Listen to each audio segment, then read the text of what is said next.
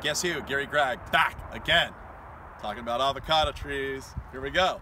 So today's lesson, kids, is all about grafted trees and when they're young, why you shouldn't let too much fruit sit on a tree.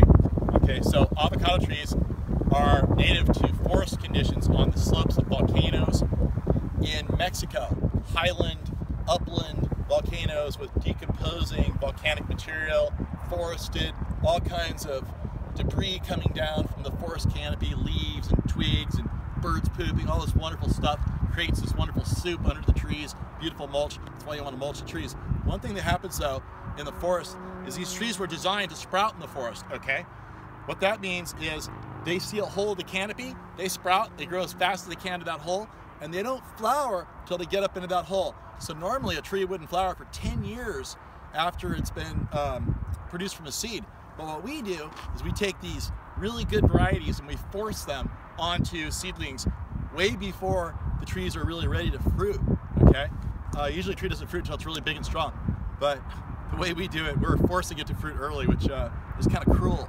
But anyway, what's going on here, you can see this tree here has fruited all kinds of beautiful fruit, right? And I know what you're thinking. Wow, I'm gonna get like 700 avocados off my 15-gallon tree, right? Wrong. And if you try to do that, you will kill your tree. So these trees normally will drop a lot of flowers and fruit themselves, but sometimes they'll end up with a whole bunch of fruit they really shouldn't have, okay? And what you want to do in that case is maybe leave 1 or 2 or 3 fruit, the bigger ones, like leave this big grande guy right here, but then you want to cut off the rest and thin it out a little bit so the tree doesn't carry all this fruit. Why don't you want it to carry the fruit?